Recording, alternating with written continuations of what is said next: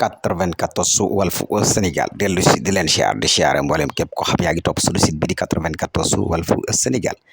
seen analyse chronique yi nga xam ne lañ koy defal saa su nekk ci réew mi ak bitim réew ñu ngi leen di jaajëfal di leen siyaar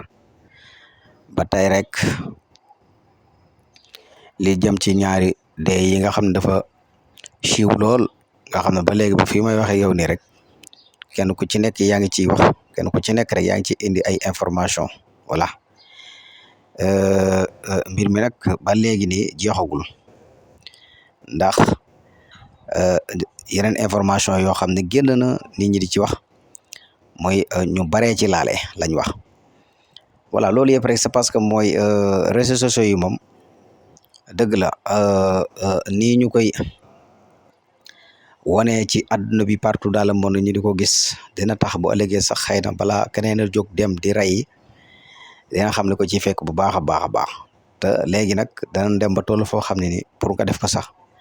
dootul doon lu yomb ndax saa soo ko defee rek gaa yaa ngi ci sa kaw voilà wax ji nag bari na ci voilà di war rey wala ñu koy jiiñ kenn ku nekk ñu la koy jiiñ waaye loolu yëpp rek comme li ñu waxoon rek kenn ku ci nekk daal nga xam ni nga ciy waxee ndax yaakaar naa ne bu dee Sénégal am na ay enquêteurs yu fi nekk yoo xam ne nii ñoom moom bu ñu paree ci mbir mi danañ xam Sénégalais yi danañ xam ne lépp dëgg la parce que moom la fi woon moom wondi na voilà kan ku rey doomi jàmbur na la leer la la cay génn moom du doon lu yomb moom voilà ndax bakkan dafa foor te xam naa ne nag ko rey ñu rey la daal buñ ko indiwaatoon moom xam naa ne dina nekk loo xam ne moom lu am solo lay doon ndax xam nga bakkan tamit daa gënul bakkan voilà rey bakkanub jàmbur ba pare xañ ko ay bokkam xañ ko yaayam ak baayam ak famille ba pare ngay continuer wéy moom di dox wala nga wéy ñu la tëj fee ngay lekk kon naan da nga faat bakkanub jàmbur moom wax dëgg fa yàlla nekk na loo xam ne moom wax dëgg yàlla kenn mënu koo nangu daal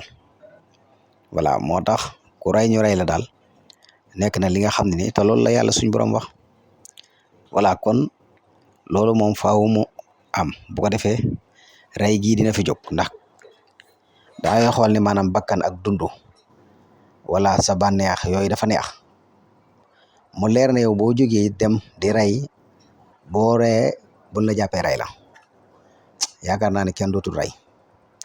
ndax da lay leer na yow li ngay def bakkan a tax nga def ko xaalis alal nga bëgg di ko def wala soo ko defee ba pare wala bakkan gënul bakkan wala kenn ku ci nekk rek sa bakkan gam kon daal enquête bi ba léegi rek gaa yaa ngi wéy di ko def nit ñi nag coow li bari na kenn ku nekk yaa ngi wax mais réseaux sociaux yi moom noonu la parce que tamit fii ñu indi mbir mi moom bu njëkk mbir mi lu mel ni daan na am daanaka mën nañoo dem sax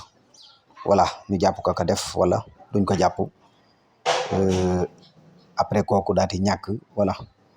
kooku mën nañoo demalaat tuuti ñu génne ko wala ñu bàyyi ko muy doxi ay soxla ndax booba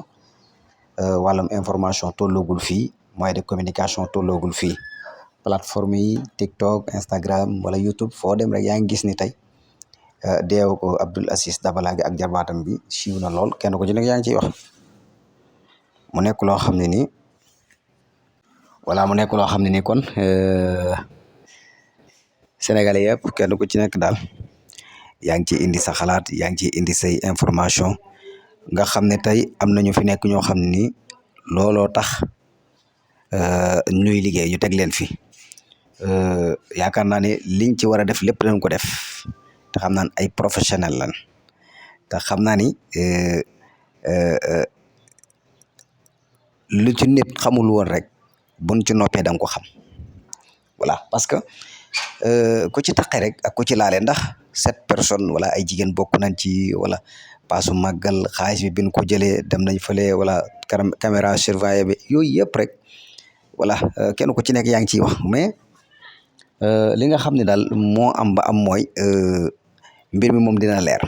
voilà te lii nii bu leeree dina tax wala dina tax nit ñi mën a wàññeeku bu baax a baax ci rey yi ni rey ndax da lay leer ne saa soo reyee ne rek gaa yaa ngi sa kaw voilà gaa yi ñu ngi sa kaw voilà ndax gis nga kii ñu rey nii doon na wax ci ak rey goo xam ne ni defoon nañ ko nit kooku ñu rey ko voilà ndax kii ko rey c'est circonstance lañ ko reyee voilà loolu mooy fajal sa bopp te loolu voilà moo tax bakkan dafa gënul bakkan voilà ndax man